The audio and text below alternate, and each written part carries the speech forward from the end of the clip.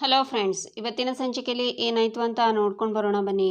Sir, ದಯವಿಟ್ಟು ನನ್ನ ಮಗನ್ನ ಕರ್ಕೊಂಡು ಹೋಗಬೇಡಿ. ನಿಮ್ಮನ್ನು ಕೈ ಮುಗಿತೀನಿ. ನನ್ನ ಮಗ ಅಂಥ ಕೆಲಸ ಮಾಡೋಕ್ಕೆ ಸಾಧ್ಯನೇ ಇಲ್ಲ. ನೋಡಿ, ನಿಮಗೆ ಯಾರೋ ತಪ್ಪು ಮಾಹಿತಿನ ಕೊಟ್ಟಿದ್ದಾರೆ. ನೀವು ಇನ್ನೊಂದು ಪರೀಕ್ಷೆ ಮಾಡಿ ನೋಡಿ ಅಂತಾರೆ ಕಲ್ಯಾಣಿ. ನೋಡಿ, it's A serious crime and ನಾನು ನನ್ನ ಡ್ಯೂಟಿ ವಿಷಯದಲ್ಲಿ ತುಂಬಾ ಸ್ಟ್ರಿಕ್ಟು. ನನ್ನ ಫ್ರೆಂಡ್ನ ಮದುವೆ ಆಗಿರೋನಾದರೂ ಅಷ್ಟೇ, ಇನ್ಯಾರಾದರೂ ಅಷ್ಟೇ, ಐ ವಿಲ್ ಮೈ ಡ್ಯೂಟಿ ಅಂತಾನೆ ಭರತ್. ನನ್ನ ಮಗ ಅಂಥ ತಪ್ಪು ಮಾಡೋಕ್ಕೆ ಸಾಧ್ಯನೇ ಇಲ್ಲ ಅಂತಾರೆ ಕಲ್ಯಾಣಿ. ಆಗ ಭರತ್ ಮಹಾದೇವನ ಕಲ್ಲರ್ ಪಟ್ಟಿನ ಹಿಡ್ಕೊತಾನೆ. ಆಗ ಭರತ್ಗೆ SP ಕಾಲ್ ಬರುತ್ತೆ. ಮಹಾದೇವ ಸ್ಮೈಲ್ ಮಾಡ್ತಾ, ನಿಮ್ಮ ಫೋನ್ ಬಡ್ಕೋತಿದ್ದೆ, ನನ್ನ ಬಗ್ಗೆ ಮಾತಾಡೋಕ್ಕೆ ಫೋನ್ ಬಂದಿದ್ದು, ಎತ್ತಿ ಸರ್ ಫೋನು ಅಂತಾನೆ.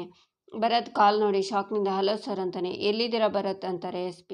ಸರ್, ನನ್ನ ಡ್ಯೂಟಿ ಸೆಕ್ಷನಲ್ಲಿ ಒಬ್ಬ ಕಳ್ಳಬಟ್ಟಿ ಮಾರೋನಿದ್ದಾನೆ ಸರ್, ಮಹಾದೇವ ಅಂತ, ಅವನ್ನ ಅರೆಸ್ಟ್ ಮಾಡೋಕ್ಕೆ ಬಂದಿದ್ದೀನಿ ಅಂತಾನೆ ಭರತ್. ಏನ್ರಿ ಮಾತಾಡ್ತಿದ್ದೀರಾ? ಮಹಾದೇವನ ಬಗ್ಗೆ ನಾನು ಕೇಳಿದ್ದೀನಿ. ಆ ವ್ಯಕ್ತಿ ಕಳ್ಳಬಟ್ಟಿ ಸಾಗಣೆ ಮಾಡ್ತಿದ್ದಾನೆ ಅನ್ನೋದಕ್ಕೆ ನಿಮ್ಮ ಹತ್ರ ಪ್ರೂಫ್ ಇದೆಯೇನ್ರಿ ಅಂತಾರೆ SP.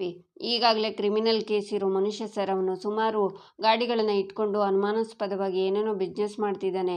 ಸ್ಟೇಷನ್ಗೆ ಬಂದು ಮೀಟ್ ಮಾಡು ಅಂತ ಹೇಳಿದರೆ ತುಂಬಾ ಗಲಾಟೆ ಮಾಡ್ತಾನೆ. ಅದಕ್ಕೆ ಅವ್ನ ಗಾಡಿನೆಲ್ಲ ಸೀಸ್ ಮಾಡಿ ಅರೆಸ್ಟ್ ವಾರೆಂಟ್ ತಗೊಂಡು ಅರೆಸ್ಟ್ ಮಾಡೋದಕ್ಕೆ ಮನೆಗೆ ಬಂದಿದ್ದೀನಿ ಸರ್ ಅಂತಾನೆ Bharat. What is this nonsense? Warrant ತಗೊಂಡು ಮನೆಯವರೆಗೆ ಹೋಗಿದ್ದೀರಾ? ಇದು ನಿಮಗೆ ಸರಿ ಅತಿ ಅನಿಸ್ತಾ ಇಲ್ವಾ? ವ್ಯಕ್ತಿ ಮೇಲೆ ಪರ್ಸ್ನಲ್ ಗ್ರೆಡ್ಜ್ ಏನಾದರೂ ಇದೆಯಾ ಹೇಗೆ ಅಂತಾರೆ. ಹಾಗೇನೂ ಇಲ್ಲ ಸರ್, ವಿ ಆರ್ ಪೊಲೀಸ್. ಕಾನೂನು ಕಾಪಾಡೋದು ನಮಗೆ ಆ್ಯಟಿಟ್ಯೂಡ್ ತೋರಿಸಿದರೆ ಹೇಗೆ ಸುಮ್ಮನಿರೋದು ಸರ್ ಅಂತಾನೆ ಭರತ್. ಪೊಲೀಸ್ ಬಿಟ್ಟರೆ ಹೇಗೆ ಬೇಕಿದ್ರೂ ಆಡ್ಬೋದು ಅಂದ್ಕೊಂಡಿದ್ದೀರೇನ್ರಿ ಅಂತಾರೆ SP. ನಿಮ್ಮ ಈಗೋಗೆ ಚಾಲೆಂಜ್ಗೆ ಮಾಡಿದ್ರು ಅಂತ ನಿಮ್ಮ ಅಧಿಕಾರವಾಗಿ ಬಳಸ್ಕೊಳ್ಳೋ ಹಾಗಿಲ್ಲ. ನೀವು ಈಗಲೇ ಅವು ಲಾರಿ ಎಲ್ಲ ವಾಪಸ್ ಮಾಡಿ ಈಗಲೇ ವಾಪಸ್ ಬನ್ನಿ. ಮಹಾದೇವ ಅವ್ರ ಸುತ್ತಮುತ್ತ ಹಳ್ಳಿಲಿರೋ ರೆಪ್ಯುಟೇಷನ್ ಇರೋ ವ್ಯಕ್ತಿ. ಇವತ್ತು ನೀವು ಸುಮ್ಮನೆ ಅರೆಸ್ಟ್ ಮಾಡೋಕ್ಕೆ ಹೋಗಿರೋದು. ಜಾಸ್ತಿ ಮಾತಾಡ್ತೆ, ಆ ಜಾಗ ಖಾಲಿ ಮಾಡಿ ಬನ್ನಿ. ಇನ್ನೊಂದು ಸಲ ನಿಮ್ಮ ಅಧಿಕಾರನ ಈಗೋ ಸ್ಯಾಟಿಸ್ಫೈ ಮಾಡೋಕ್ಕೆ ಬಳಸ್ಕೊಂಡ್ರೆ ನಾನು ಸುಮ್ಮನೆ ಇರಲ್ಲ. This is the first and last warning for you ಅಂತ SP ಸರ್ ಹೇಳಿ ಕಾಲ್ ಕಟ್ ಮಾಡ್ತಾರೆ. ಆಗ ಮಹಾದೇವ್, ಏನು ಸರ್, SP ಕಾಲ್ ಮಾಡಿದ್ರಾ? ನನ್ನ ಗಾಡಿನ ಬಿಟ್ಟು ಕಳಿಸು ಅಂತ ಹೇಳಿದ್ರಾ? ನಾನು ಅವತ್ತೇ ನಿಮಗೆ ಹೇಳಿದೆ ಸರ್, ನಾನು ಸ್ಟೇಷನ್ಗೆ ಬರದೆ ನನ್ನ ಗಾಡಿನ ಹಿಂಗೆ ಬಿಡಿಸ್ಕೋಬೇಕು ಅಂತ ಇವತ್ತು ಹಾಗೆ ಮಾಡಿದೆ ಅಂತಾನೆ ಮಹಾದೇವ. ಇವತ್ತು ನಿನ್ನ ಗಾಡಿಗಳನ್ನ ಬಿಡಿಸ್ಕೊಂಡೆ ಅಂತ ಹಾರಾಡಬೇಡ. ಎಲ್ಲ ಟೈಮಲ್ಲೂ ಇನ್ಫ್ಲೂಯೆನ್ಸ್ ವರ್ಕ್ ಆಗಲ್ಲ. ಇವತ್ತೇನೋ ನನ್ನಿಂದ ತಪ್ಪಿಸ್ಕೊಂಡಿರ್ಬೋದು ನೀನು, ಆದರೆ ನೆಕ್ಸ್ಟ್ ಟೈಮ್ ನನ್ನ ಕೈಯಲ್ಲಿ ತಗ್ಲಾಕೊಂಡ್ರೆ ಯಾರಿಂದನೂ ಬಿಡಿಸ್ಕೊಳ್ಳೋಕ್ಕಾಗಲ್ಲ ಅಂತಾನೆ ಭರತ್. ತಪ್ಪು ಮಾಡಿದರೆ ತಾನೇ ಸಿಕ್ಕಾಕೊಳ್ಳೋದು, ತಪ್ಪು ಮಾಡಿದರೆ ತಾನೇ ಹೆದರ್ಕೊಳ್ಳೋದು. ನಾನು ತಪ್ಪು ಮಾಡಿಲ್ಲ, ಮಾಡೋದು ಇಲ್ಲ. ಹಾಗಾಗಿ ನೀವು ಮುಂದಿನಕಿತ ನನ್ನ ಹಿಡ್ದು ಹಾಕ್ಬಿಡ್ತೀನಿ ಅನ್ನೋ ಕನಸು ಕಾಣಬೇಡಿ ಅಂತಾನೆ ಮಹಾದೇವ. ಹಾಂ, ನೋಡ್ತೀನಿ, ಎಲ್ಲ ಟೈಮ್ ಹೀಗೆ ಇರಲ್ಲ, ನನ್ನ ಕಣ್ಣು ಯಾವಾಗಲೂ ನಿನ್ನ ಮೇಲೆ ಇದ್ದೇ ಇರುತ್ತೆ ಅಂತ ಭರತ್ ಹೋಗ್ತಾನೆ. ಹೊರಗಡೆ ಬಂದು ಟೈರ್ ಪಂಕ್ಚರ್ ಆಗಿರೋದನ್ನು ನೋಡ್ತಾನೆ. ಇವತ್ತು ಇನ್ನು ಪೊಲೀಸ್ನವರು ಒದ್ದು ಎಳ್ಕೊಂಡು ಹೋಗ್ತಾರೆ ಅಂತ ಎಷ್ಟು ಆಸೆ ಇಟ್ಕೊಂಡಿದ್ದೆ, ಆದರೆ ಈ ಸಲ ನೀವು ತಪ್ಪಿಸ್ಕೊಂಡ್ಬಿಟ್ಟ ಅಂತ ಮಹೇಶ್ ಬರೀ ಯೋಚನೆ ಮಾಡ್ತಾರೆ. ಮಹಾದೇವ ಹೊರಗಡೆ ಬಂದು, ಯಾಕೆ ಸರ್ ಗಾಡಿ ಹತ್ಕೊಳ್ದೆ ಹಾಗೆ ನಿಂತ್ಬಿಟ್ರಿ? ಅಲ್ಲಲ್ಲ, ಟೈರ್ ಪಂಕ್ಚರ್ ಆಗಿದೆ, ಏನು ಹಿಂಗಂಗೋಯ್ತು ಅಂತಾನೆ ಮಹಾದೇವ. ವೀಲ್ ಚೇಂಜ್ ಮಾಡ್ರಿ ಅಂತಾನೆ ಭರತ್. ಇದೇನು ಸರ್, 4 ಗಾಲಿನೂ ಪಂಕ್ಚರ್ ಆಗಿದೆ, ಒಂದೇ ಸ್ಟೆಪ್ನಿ ಇದ್ದರೆ ಉಪಯೋಗಕ್ಕೆ ಬರಲ್ಲ ಬಿಡಿ ಅಂತಾನೆ ಕೆಲಸದವ. ಆಗ ಭರತ್ ಗಾಡಿನ ನೋಡಿ ಮಹಾದೇವನ್ನೇ ನೋಡ್ತಾನೆ. ಇದೇನು ಹಿಂಗಾಯ್ತು ಭರತ್ ಸರ್, ಇವತ್ತು ಸ್ಟೇಷನ್ಗೆ ಹೆಂಗೋಯ್ತೀರಾ? ಪಾಪ ನನ್ನ ಕರ್ಕೊಂಡು ಹೋಗೋಕ್ಕೆ ಅಂತ ಬಂದು ನಾನೇ ನಿಮ್ಮನ್ನು ಕರ್ಕೊಂಡೋಗಿ ಬಿಡೋ ಥರ ಆಯ್ತಲ್ಲ, ಎಂಥ ಪಚಿತಿ ಆಯ್ತು ನೋಡಿ. ಹೋಗಲಿ ಬಿಡಿ, ನನ್ನ ಗಾಡಿನೇ ಹತ್ಕೊಳ್ಳಿ, ನಾನೇ ಸ್ಟೇಷನ್ಗೆ ಬಿಡ್ತೀನಿ. ಗಾಡೀಲಿ ಹೋಗ್ತಾ ಹೋಗ್ತಾ ಕಷ್ಟ ಸುಖ ಮಾತಾಡ್ತಾ ಹೋಗೋಣ. ನಿಮಗೆ ಸಹಾಯ ಮಾಡೋಕ್ಕೆ ಸ್ಟೇಷನ್ವರೆಗೂ ಬರ್ತೀನಿ ನಾನು ಅಂತಾನೆ ಮಹಾದೇವ. ಏಯ್, ನಿನ್ನ ಹೆಲ್ಪ್ ಕೇಳಿದ್ನ ನಾನೀಗ ಅಂತಾನೆ ಭರತ್. ಕೇಳಿ ಸರ್, ನೀವು ಕೇಳಬೇಕು, ನಾನು ಧಾರಾಳವಾಗಿ ಮಾಡ್ತೀನಿ, ನಿಮಗಿಂತ ಹೆಚ್ಚಿಂದ ಏನೂ ಇಲ್ಲ ಅಂತಾನೆ ಮಹಾದೇವ. ನಿನ್ನ ಹೆಲ್ಪ್ ಯಾರಿಗೂ ಬೇಕಾಗಿಲ್ಲ. SI ಗಾಡಿನ ಪಂಕ್ಚರ್ ಹಾಕ್ಕೊಂಡು ಸ್ಟೇಷನ್ಗೆ ತಗೊಂಡು ಬರ್ರಿ ಅಂತ ಭರತ್ ಹೋಗ್ತಾನೆ. ಅಯ್ಯೋ ಸರ್, ನಡ್ಕೊಂಡೇ ಹೋಗ್ತೀರಾ? ಹೋಗಿ, ಆರೋಗ್ಯಕ್ಕೂ ಒಳ್ಳೆಯದು ಅಂತಾನೆ ಮಹಾದೇವ. ಆಗ ಭರತ್ ರೋಡಲ್ಲಿ ಬರ್ತಾ ಮಹಾದೇವ ಹೇಳಿರೋ ಮಾತನ್ನು ನೆನ್ಪು ಮಾಡಿಸ್ಕೊತಾನೆ.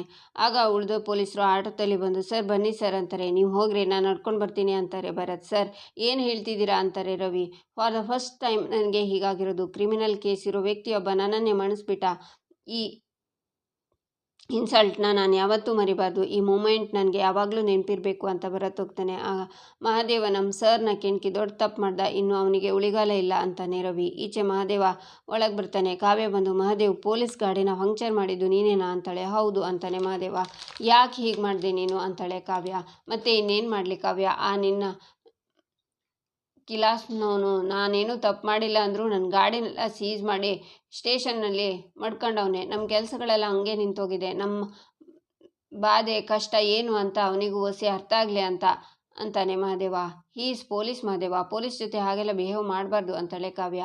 ಅದು ಯಾರೇ ಆಗಿರಲಿ ಕಾವ್ಯ, ನ್ಯಾಯ ಎಲ್ರಿಗೂ ಒಂದೇ ಕಾವ್ಯ. ನಾನು ತಪ್ಪು ಮಾಡಿಲ್ಲ ಅಂತ ಅಷ್ಟು ಬಾಯಿ ಬಿಡ್ಕೊಂಡ್ರು ನನ್ನನ್ನೇ ಅರೆಸ್ಟ್ ಮಾಡೋಕ್ಕೆ ನಮ್ಮನೆಗೆ ವಾರೆಂಟ್ ತೊಗೊಂಡು ಬಂದವನೇ ಬಿಡ್ತೀನಾ ಅಂತಾನೆ ಮಹಾದೇವ. ಅವ್ರ ಕೆಲಸ ಅವ್ರು ಮಾಡ್ತಿದ್ರು ಅಷ್ಟೇ, ನೀನು ಇದನ್ನು ಪರ್ಸ್ನಲ್ ಆಗಿ ತಗೊಂಡ್ರೆ ಹೇಗೆ? ಇವತ್ತು ಭರತ್ ನೀನು ನನ್ನ ಗಂಡ ಅನ್ನೋ ಕಾರಣಕ್ಕೆ ಬಿಟ್ಟು ಹೋದ, ಇಲ್ಲಾಂದರೆ ಅವನು ಯಾರನ್ನು ಬಿಟ್ಟು ಹೋಗೋ ಮಾತೇ ಇಲ್ಲ. ತಪ್ಪು ಸರಿ ವಿಷಯದಲ್ಲಿ ಅವನು ಅಷ್ಟು ಕಟ್ನಿಟ್ಟು, ನಾನೇ ನೋಡಿದ್ದೀನಲ್ಲ ಅವನು ಕಾಲೇಜಲ್ಲಿ ಅಂತಾಳೆ ಕಾವ್ಯ.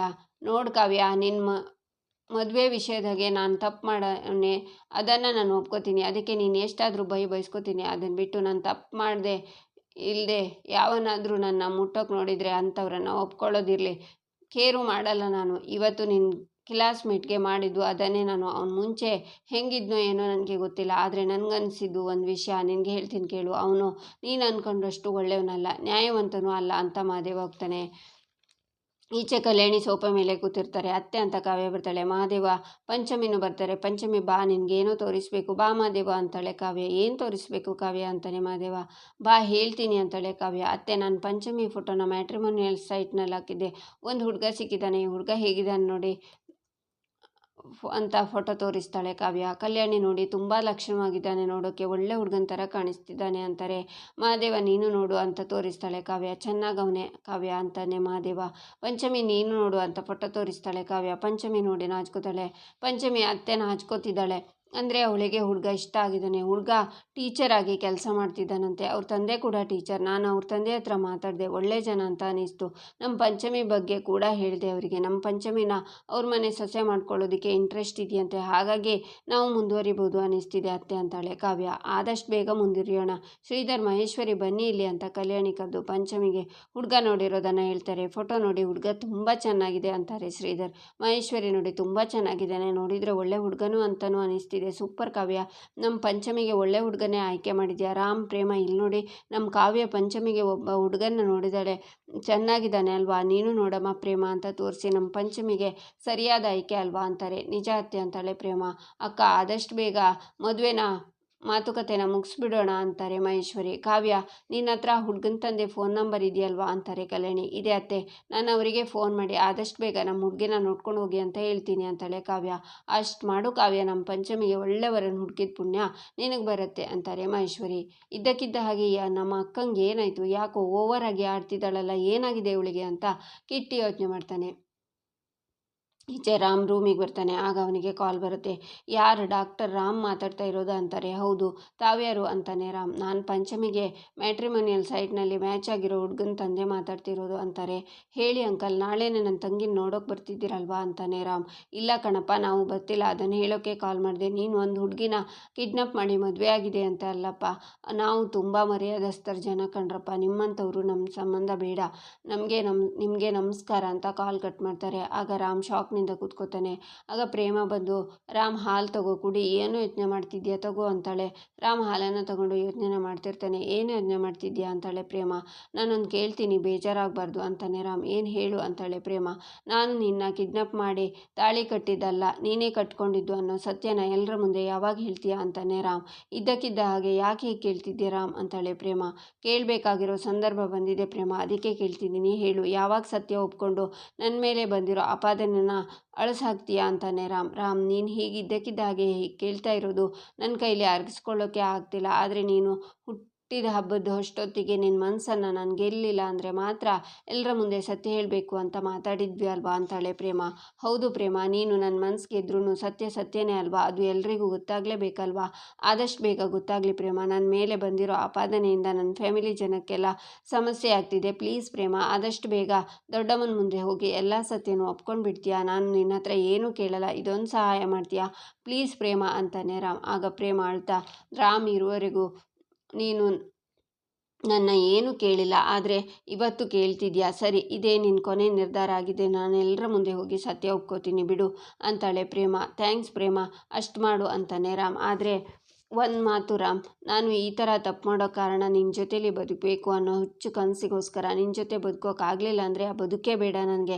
ನಿನ್ನಿಂದ ದೂರ ಹೋಗೋದು ಒಂದೇ, ನನ್ನ ಪ್ರಾಣ ಹೋಗೋದು ಒಂದೇ ಅಂತ ಪಟಾಕಿಗೆ ಫೋನ್ ಮಾಡಿ, ಪಟಾಕಿ ನಿನಗೆ ನಾನು ಮಾಡಿರೋ ತಪ್ಪೆಲ್ಲ ಗೊತ್ತಲ್ವೇನೋ, ಎಲ್ಲರ ಹತ್ತೇನೋ ಆ ಸತ್ಯ ಹೇಳಿಬಿಡು, ಯಾಕಂದರೆ ಇನ್ಮೇಲೆ ನಾನಿರಲ್ಲ ಅಂತ ಪ್ರೇಮ ಕಾಲ್ ಕಟ್ ಮಾಡ್ತಾಳೆ. ಈಚೆ ಪ್ರೇಮ ಅಲ್ಲಿಂದ ಬಂದು, ರಾಮ್ ನನ್ನ ಪ್ರಪಂಚ, ಅವನೇ ನನ್ನ ಉಸಿರು, ಆ ಉಸಿರು ಬಿಟ್ಟಿರು ಅಂದರೆ ನನ್ನ ಕೈಲಿ ಬದುಕೋಕ್ಕಾಗಲ್ಲ, ನಿನ್ನ ಬಿಟ್ಟು ಬದುಕೋ ನನಗೆ ಬೇಡವೇ ಬೇಡ ಅಂತ ಸಾಯಕ್ಕೆ ಹೊರಡ್ತಾಳೆ ಪ್ರೇಮ. ಆಗ ರಾಮ್ ಬಂದು, ಏನು ಮಾಡ್ತಿದ್ಯಾ ಪ್ರೇಮ ಅಂತಾನೆ, ಮುಂದೆ ಬರಬೇಡ ರಾಮ್, ಬಂದರೆ ನನ್ನ ಮೇಲೆ ಆಣೆ, ದಯವಿಟ್ಟು ನನ್ನ ಕ್ಷಮಿಸು ಅಂತ ಮೇಲ್ಗಡೆಯಿಂದ ಕೆಳಗಡೆಗೆ ಹಾರ್ತಾಳೆ ಪ್ರೇಮ ಅಂತ ರಾಮ್ ಕೂಗ್ತಾನೆ. ಇಲ್ಲಿಗೆ ಈ ಸಂಚಿಕೆ ಮುಕ್ತಾಯವಾಗುತ್ತೆ. ಮುಂದಿನ ಸಂಚಿಕೆಗಾಗಿ ನಮ್ಮ ಚಾನಲನ್ನು ನೋಡಿ ಸಬ್ಸ್ಕ್ರೈಬ್ ಮಾಡಿ, ಲೈಕ್ ಮಾಡಿ, ಸಪೋರ್ಟ್ ಮಾಡೋದನ್ನು ಮರಿಬೇಡಿ.